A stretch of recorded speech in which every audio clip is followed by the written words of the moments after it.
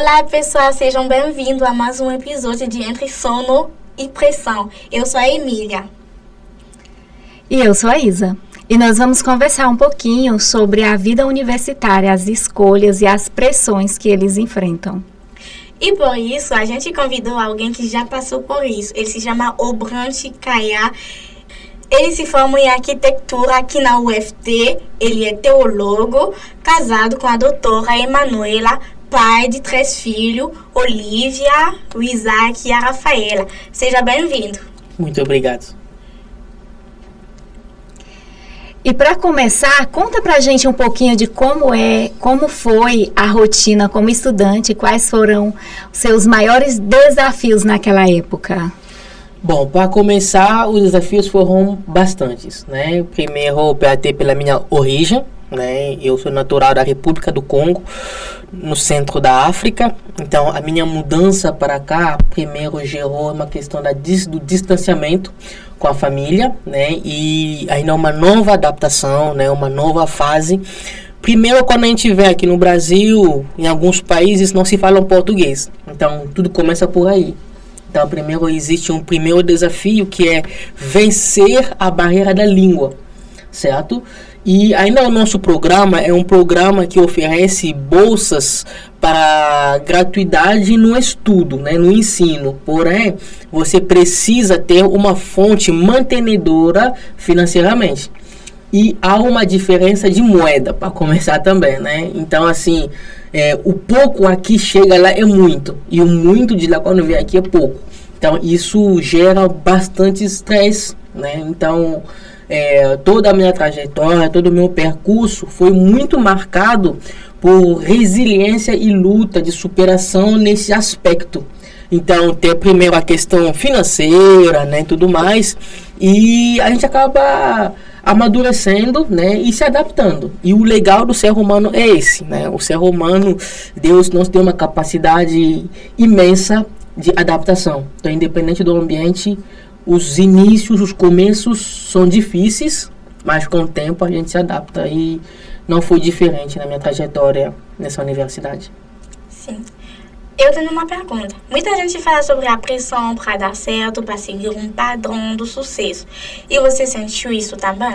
Claro, eu senti isso porque tudo começa primeiro com os pais, né? Porque quando a gente vem para estudar, os pais acabam tendo uma aposta, né? Eles apostam em nós.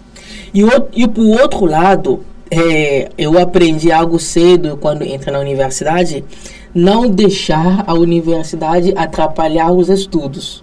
Porque o ambiente universitário, ele vai oferecer para nós como que posso dizer, algumas aberturas que podem também atrapalhar nossos estudos, certo? Então, você vai se deparar com muitos projetos, não somente coisas negativas, até coisas boas, mas que não são prioridades para o nosso crescimento universitário. E os pais, eles apostam em nós. E às vezes os pais também têm esse medo, né? Será que ele vai ter boas companhias? Será que ele vai dar certo? Será que as coisas, né? Então, será que vamos ter esse retorno? Então, isso gera uma pressão que mantém você e sempre ter boas notas, né? Meio que essa é uma cobrança velada, né? Por exemplo, no nosso caso, a gente vem aqui, meio que todo o tempo universitário a gente está 100% à custa dos pais. A passagem de avião, que não foi barata, né? Então algumas coisas geram pressão em nós, né? E se houver alguma coisa que me impeça de avançar nos estudos, que desculpa eu vou dar? Certo? E aí, no nosso caso, que fizemos intercâmbio, no meu intercâmbio eu não pude trabalhar, porque é o intercâmbio que te permite ter acesso ao ensino, porém o visto do estudante, ele te impede. Hoje não é essa a realidade, hoje já se consegue trabalhar. Na minha época, estudante estrangeiro não podia trabalhar.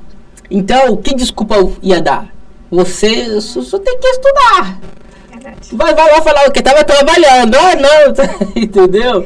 Então, assim, querendo ou não, então, você se depara com essa situação. Poxa, você tem que estudar.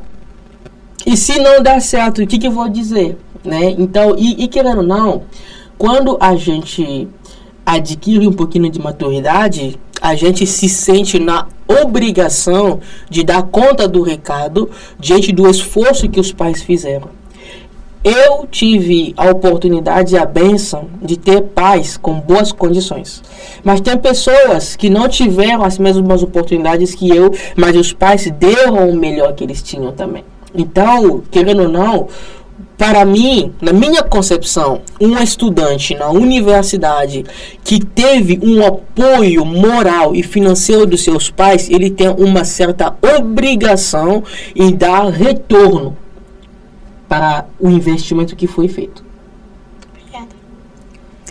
Então, durante a graduação, teve algum momento em que você pensou em desistir? Muitos. E se teve, o que te fez continuar? Certo. Eu tive momentos em que eu quis desistir. Por quê? A questão não é o ensino em si, certo? Mas são as dificuldades nas quais a gente se depara. Primeiro, nós moramos numa cidade que ela foi planejada de uma forma onde o centro ele vai gerar uma disparidade até nos custos de aluguéis, certo? Então, no centro, perto da universidade, o custo é muito elevado, ok? Então, são coisas que vira e mexe, acaba sendo um fardo, você tem que vir para a universidade, certo? Então, acaba sendo muitas questões que eu também, na minha época de faculdade, eu consegui uma vaga na casa do estudante, que fica perto, e também naquela época o ônibus era de graça. O ônibus, o coletivo que vinha para a universidade, ele não era pago. Então, a pressão que me levou a querer desistir, ela meio que foi amenizado. Porque diante do desafio, como falei inicialmente, o muito que é lá quando vem aqui, ele é pouco. E a gente tem a questão, querendo ou não, social, de manutenção, tudo mais. Então, as minhas dificuldades nunca foram no âmbito das aulas, né, no material, na administração em si. Mas o desafio que eu tinha que encarar. Por exemplo, eu cursei arquitetura e no meu curso o computador ele não é um luxo. E não é qualquer computador também, porque os arquivos que nós rodamos são pesados, então é preciso um computador potente. E em 2014, um computador hoje, né, talvez que custe lá em 2014, um computador de 3 mil já era caro, certo? Esse mesmo computador hoje ele vai custar em média de 6 mil reais. Só que naquela época era 3 mil. Porém, já era difícil. Então, se eu precisei de uma ajuda para ter moradia, de graça para morar, o que dizer comprar computador? Então, eu estive diante de desafio de falar assim, os meus colegas, meus amigos vão poder fazer tarefas, vão poder produzir. E eu, como que eu vou fazer? E no momento, acabei conhecendo pessoas, né, fora da universidade que já atuavam no mercado. Aí comecei a fazer estágio, falei, mesmo que seja de graça, eu só quero ter um escritório. Porque o meu interesse era o computador, que eu não tinha. Então, eu tive medo de não conseguir dominar o software que a gente usava, certo? Porque precisava entregar projetos impressos, né? Então, tinha algumas atividades que precisavam ser feitas no computador. E no nosso laboratório também tinha um tempo limitado. Então, não era aberto para os alunos, era aberto para as aulas, o laboratório de arquitetura. Então, essas questões, querendo ou não, eu me vi diante de algumas situações um pouquinho humilhantes, certo? Mas como uma pessoa que sempre teve um pouquinho de humildade, eu não me vi inferior diante dessas situações. Mas me marcaram porque havia dias, você acorda, você fala, oi, fazer aquela faculdade. né? Eu vou lá para fazer o quê? E porque você vai enxergando essas incapacidades de adquirir o material, né? Você vai vendo que vou fazer o quê? Né? Você chega, todo mundo tem um computador, né? Então, me marcou. Mas essa questão de me desenrolar, né? De ver, poxa, mas eu consigo, né? Hoje o olhar das pessoas pesa muito, e principalmente nas redes sociais e dentro da universidade. E para você, esse olhar tem um impacto na vida de um estudante? Tem, porque não somos seres sociais, certo? A vida universitária, ela é só uma fase, ok? Ela é só uma fase, mas como seres sociais, ao mesmo tempo seres relacionais, então o olhar das pessoas sempre vai pesar em nós. Por isso que outra graça que eu tive, estando na universidade, foi de ter um apoio de uma comunidade de fé. Então, isso foi muito importante para mim, porque com a comunidade de fé, eu consegui entender qual era a minha identidade. Então, o olhar social não me influenciou muito. Até hoje, inclusive, ele não me influencia. Nas minhas redes sociais, eu posto aquilo que eu creio, aquilo que eu entendo, não para que as pessoas sejam ludibriadas ou para vender um sonho que não sou eu, mas eu posto aquilo que eu quero compartilhar com as pessoas. Aquilo que eu acho justo, que eu acho bom, que eu acho legal, seja para entretenimento, seja para o crescimento. Mas eu creio que sim, o olhar, ele pesa sobre você. Vou dar um exemplo. No meu período universitário, por uma questão de dificuldade em questões financeiras, resulta que nas redes sociais a imagem ela importa tanto que você precisa até tirar uma boa foto. E para tirar uma boa foto é preciso ter um bom celular. E para um estudante que mal está conseguindo comprar um computador, o que vai dizer um celular? E para mim, algumas pessoas, mesmo com essas dificuldades, conseguem ter um bom celular também, porque depende de prioridades. Mas para mim também não é uma prioridade ter um bom celular. Mas querendo ou não, acaba também tendo um distanciamento, porque vou tirar uma foto e a foto não vai ser de boa qualidade, né? Então também acaba não tendo muita visibilidade na rede social, no meu caso, certo?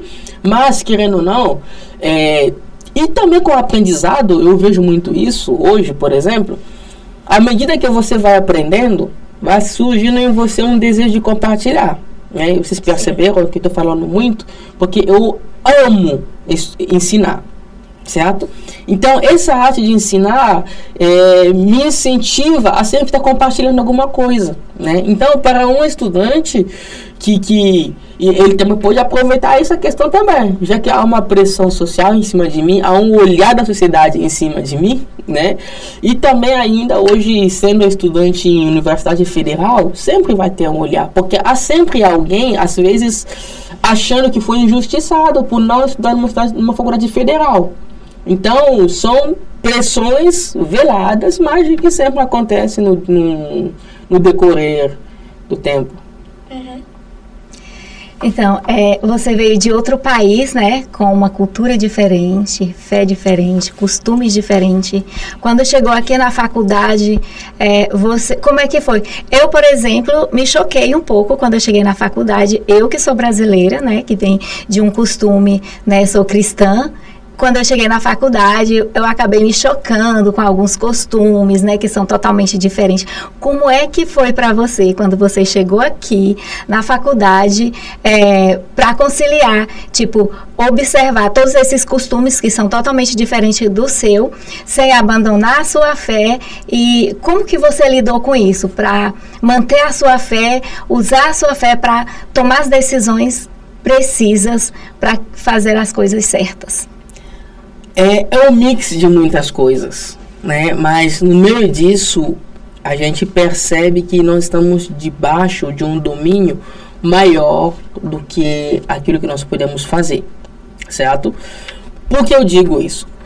De fato, no âmbito cultural, eu tive muitos choques, certo? Até na maneira de vestir. Porque na nossa concepção, lado de lá, ir à universidade é uma preparação para uma vida profissional, certo? Então, de manhã você chega na universidade, tem que sair de terno, for fazer aula. Então, a vestimenta é diferente. Então, a gente acorda, vê aqui na universidade, tem gente de short e com chinelo. É um choque cultural.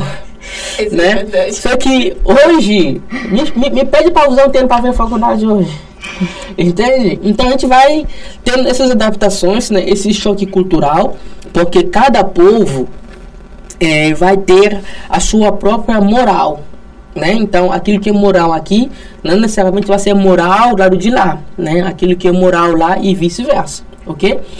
Então nesse meio tempo, que eu passei alguma situação também que me levou a olhar as culturas com mais respeito e entender antes de julgar. Porque eu me apaixonei por alguém de uma outra cultura também.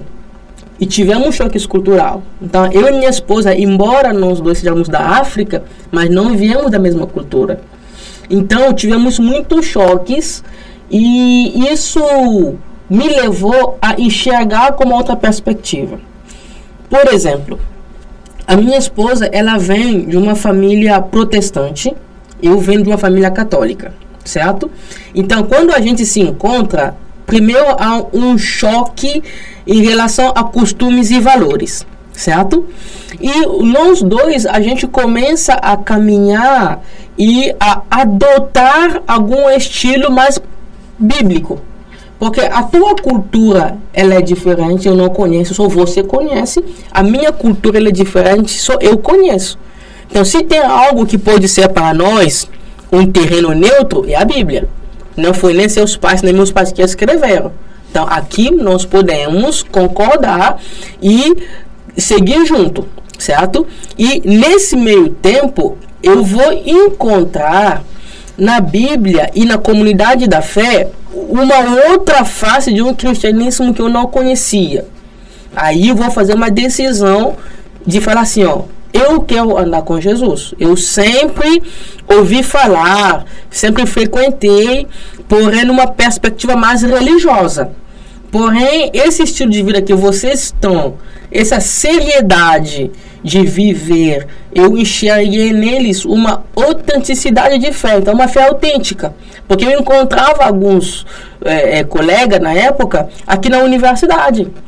Então, eu comecei a me questionar, mas como assim? Porque para mim, da minha religião, tipo assim, a gente fala, eu tinha um discurso, mas que eu não precisava me adaptar, certo? E com eles eu vejo uma coerência. O que dizem, vivem, certo? Então, quando vou começar a trilhar essa caminhada, junto com a minha esposa, a gente fala assim, a cultura, qualquer cultura, ela vai ter seus pontos positivos e negativos. Mas se nós queremos viver em harmonia com a minha cultura, com a cultura dela, com a cultura brasileira, com qualquer cultura que for, sendo cristão hoje, o nosso medidor vai ser a palavra de Deus e aquilo que é pecado ou não. Eu vou fazer só uma parêntese nessa questão do pecado ou não, porque às vezes nós olhamos o pecado de forma diferente. Porque às vezes a gente fala o seguinte, roubar é pecado, mentir é pecado. Não, esses são frutos do pecado. Que o pecado em si é o pecado original, cometido por Adão e Eva. Por isso que todo mundo que nasceu depois de Adão e Eva é pecador. Então, eu tenho uma filha de 11 meses, né? Fez 11 meses hoje, né? Hoje ela fez 11 meses. Ela é pecadora. Ela não fala, não entende. Mas por fato de vir de alguém que é pecador imperfeito, ela já é pecadora por natureza, né? Então, hoje nós somos regidos por isso. Então, isso nos ajudou a saber pisar, ok? Sem ofender, sem minimizar, porque cada um carrega a sua própria história de vida, certo? Então, o que nos move hoje é o norte. Então, desde a universidade, Até hoje, o norte que nós olhamos é o propósito de vida em Deus. Então, não é mais uma questão de eu, ou dela, ou de alguém, não. Mas hoje a gente entende que nada é feito por acaso, é um propósito pelo qual nós fomos criados e nós hoje vivemos por esse propósito. Por que todos os estudantes acabam se afastando dos seus valores e deixando influenciar pelo ambiente ao redor? Então, é porque, não sei se você já ouviu aquela questão, aquela palavra, né, que fala assim, ó, você vai ser a média das 5 pessoas que andam com você, certo? Acho que é. Então, o que acontece?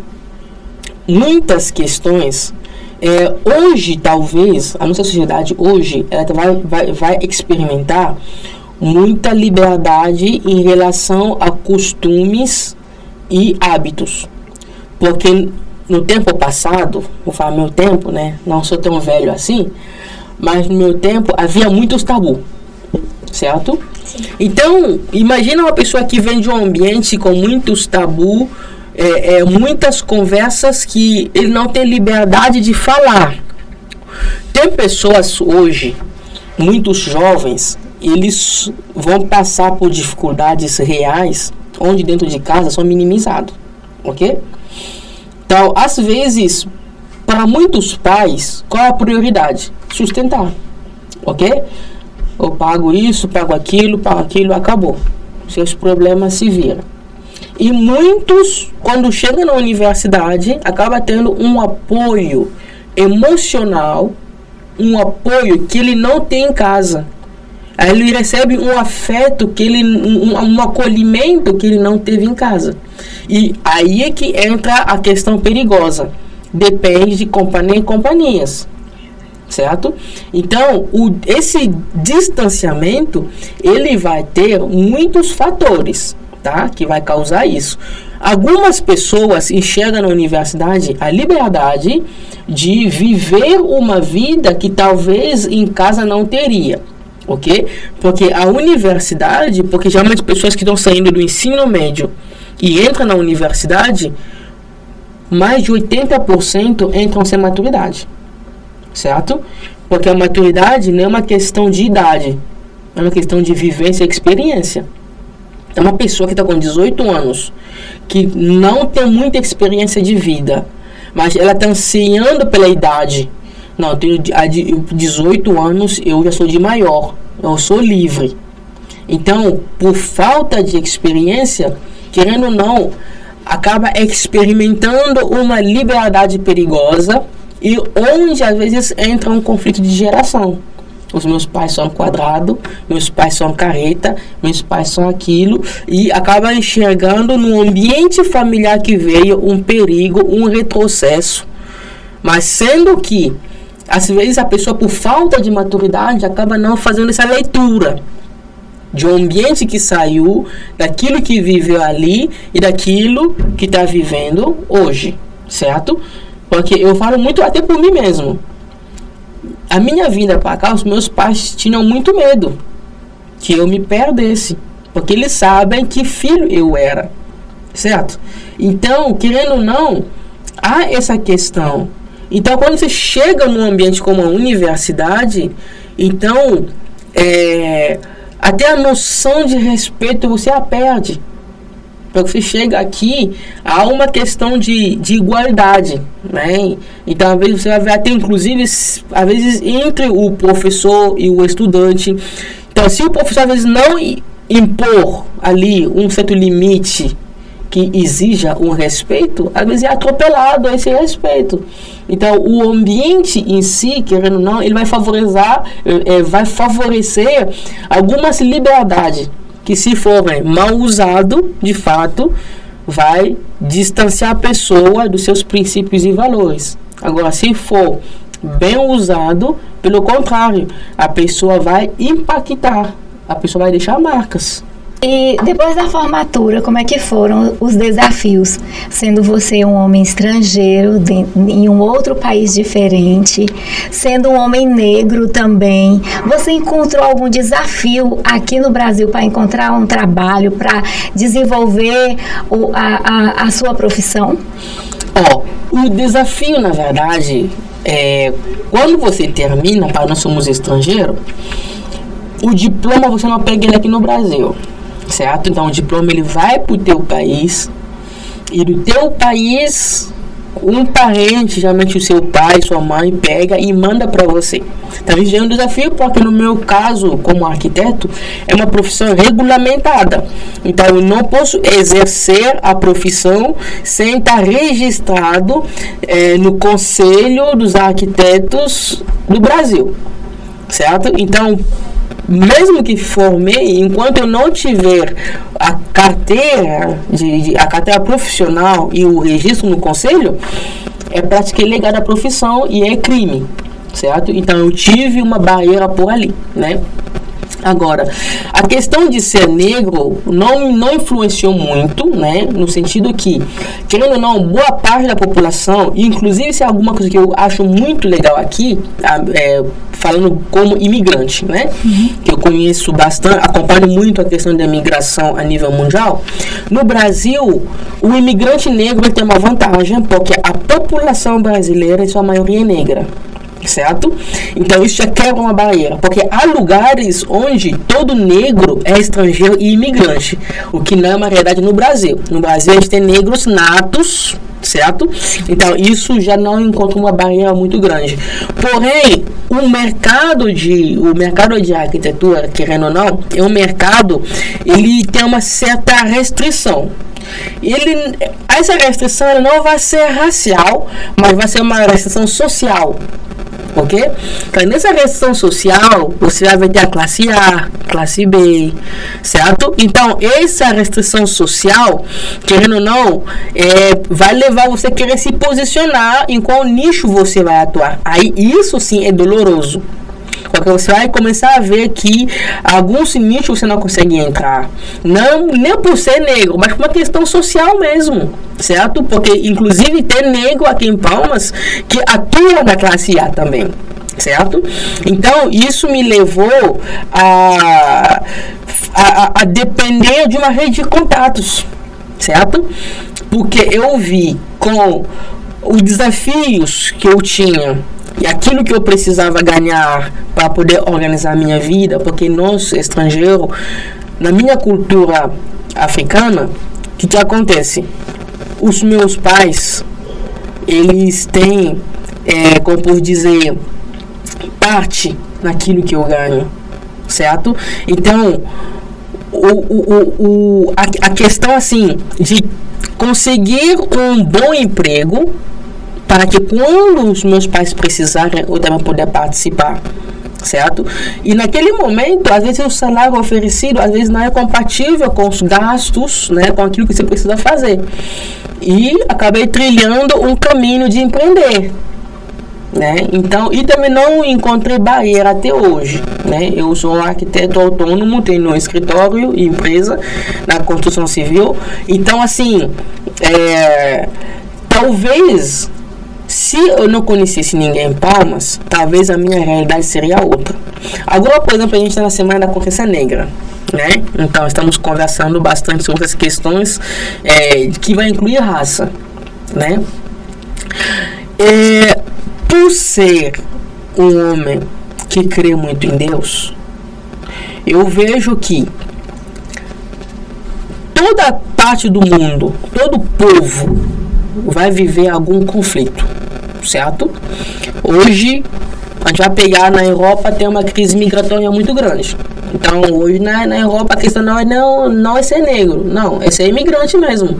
Então, sendo asiático, sendo árabe, sendo negro, vai sofrer a mesma coisa. Lá nos Estados Unidos, você vai ter esse conflito que vai acontecer entre brancos e negros, né? Então, vai ter essa questão. Vem aqui no Brasil, já o cenário também é diferente. Pela minha vivência no Brasil, o maior conflito que eu vejo no Brasil já é um conflito social. Porque eu já frequentei negros ricos que são tratados de forma diferente. Então eu vejo que aqui não é nem uma questão de ser negro em si, mas é uma questão de ter mesmo. Certo? Então a diferença que eu vejo aqui, ele vai não entrar na questão racial, mas numa questão da discriminação social. Certo? Porque você vai chegar num lugar, às vezes, que está te destratando também é um negro. Certo? Às vezes a pessoa que como que fala, que não como pode dizer, que vai demonstrar um certo preconceito com você também é uma pessoa negra também. Às vezes ela tem uma pele clara, mas o seu pai é negro. Quando ela fala de noção de raça, isso é universal. A noção de raça, ela não vai limitar na cor da pele, mas ela vai limitar nos traços. Certo? Então, tendo um pai ou uma mãe negra, a descendência, ela tem um sangue negro, certo? Então, tem pessoas, tem famílias miscigenadas, a pessoa tem uma pele clara, certo? Você não percebe. Mas então não tem como, eu acho essa discussão de raça no Brasil um pouquinho deslocado da realidade que se vive. No discurso é bom, porque querendo ou não, há pessoas que morre no mundo por racismo. Então não é uma luta que pode ser banalizada nem esquecida. É um caso muito sério. Mas só que no Brasil eu já acho deslocado. Eu acho já uma questão mais social.